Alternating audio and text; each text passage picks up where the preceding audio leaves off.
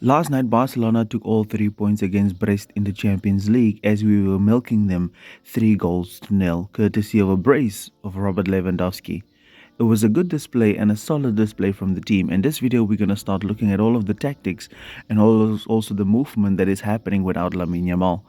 As always, please do subscribe to the channel. It's going to help us a lot to get this family to grow bigger. We upload weekly Barcelona content only, and if you're a Barca fan, I'm sure you will love this channel.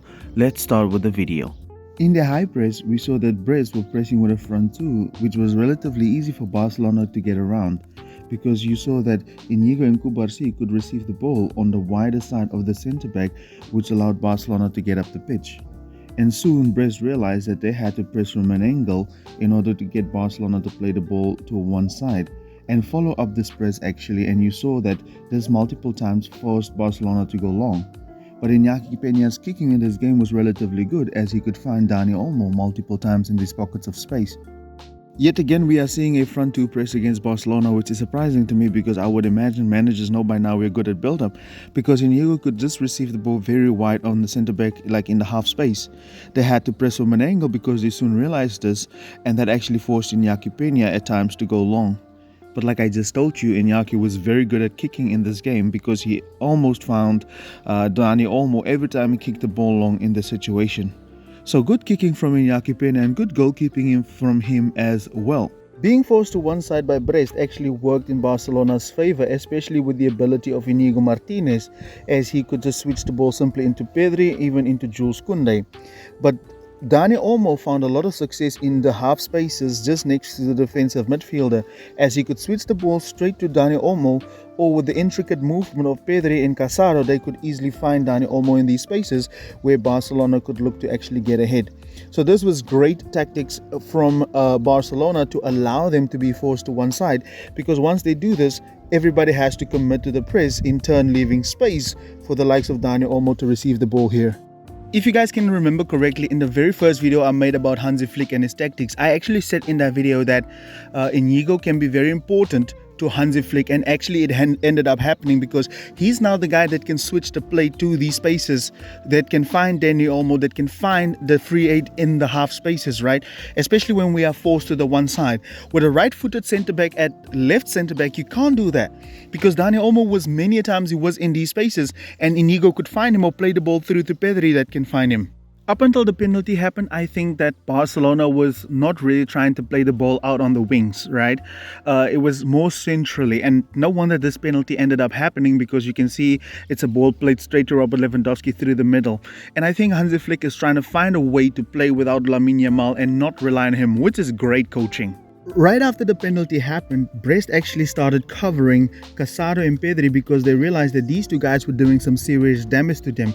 But that just opened up the half spaces even more, because Fernandes here couldn't actually sit on Olmo, because that opened up the pathway to Robert Lewandowski.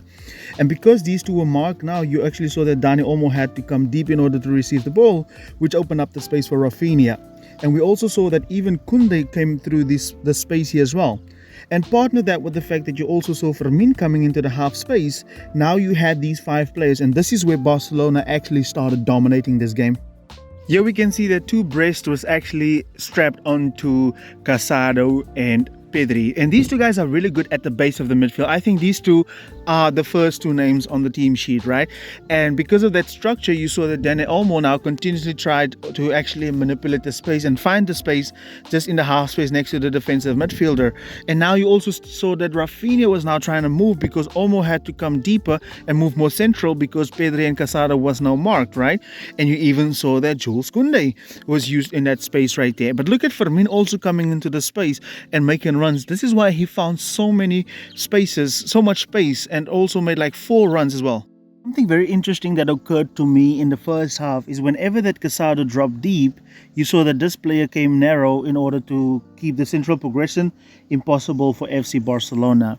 But most cases, instead of Fermin coming in, you saw that Gerard Martin, I'm just seeing this mistake now, but I want you guys to look past it. He was the guy that got the ball in these areas, releasing it to Fermin, and then he would make these underlapping runs. Also with Fermin, he would create this box here with Olmo, Casado and Pedri, And this created a lot of danger for Barcelona. And Robert Lewandowski could easily also get the ball in these areas. So this was great tactics because Flick brought this box because he saw that Brest didn't want to change, and they kept keeping the shape in order to like keep tabs on Casado and Pedri, but that just left these spaces wide open for Barcelona to take advantage of. In case you're hearing some noise, I'm making this outside, so you might hear aeroplanes, birds, even the wind moving. But for some reason, it was Gerard Martin that was receiving the ball in the space here, because I think that Fermin is more press resistant, so that Martin couldn't become isolated over there when the fullback would eventually go out. So it was a great decision to make Fermin receive the ball. But guys, I can't help feel that it's the unwillingness of the coach from Brest that was actually having Barcelona win this game and dominate this game like that, because why wouldn't you want to change this maybe to a flat 4-3-3 in order to keep track of these wide spaces? Because of the diamond and also the 4-1-4-1, you saw that Olmo, Rafinha and Fermin was getting a lot of space just in behind and around Fernandes here and forced the centre backs to come out. If they adjusted this, it would have been much more difficult for Barcelona to find some success. But he didn't change the tactics, which was super weird for me. And also the fact that you could see that the Inigo and Casado was finding a lot of success on that space right there. And they could drag them across the board wherever they want to. So it was actually the fault of the Brest coach that Barcelona actually played this good. If he adjusted his tactics, we would not be able to find so much space just in behind the defensive midfield or behind the midfielders. Now, if you look at this, this is what I meant with us being allowed to use the half spaces. Look at Olmo, acres of space. Fermin, the same thing. That player going out actually creates the space for Fermin to be able to take advantage of the situation there. Look at Rafinha and Olmo. Literally a 2-on-1 against one single defensive midfielder. A very flat display from Brest here. I don't know why the Brest couldn't put 2 and 2 together, And look at Olmo being able to move out and actually Kunde underlapping into the half space. And that draw the whole defensive midfielder over to the other side. And look at Olmo and Fermin. They constantly found these spaces just in behind the midfield of Brest, right? And it was astonishing to see. And they basically allowed us, even Pedri. And that is what I meant when I said Brest actually allowed us to suck them in to our tactics in the way that we wanted to play. And also the game plan should have changed from the manager, right? But the manager from Brest allowed Hansi Flick in order to be able to exploit these spaces just in behind. And from there onward, Barcelona was only focused on getting the ball through the half spaces and getting it into those areas in order to take advantage of these Brest, right? And they actually left their defensive midfielder out to hang and dry. They left him to his own mercy pretty much, and you could see the guys trying to get around him in order to get on the ball and actually take advantage of it. I would have loved to see how we would have done if they actually closed down the space. Maybe the same would have happened like against Sociedad. As always guys, please do subscribe to the channel. It's going to help us a lot.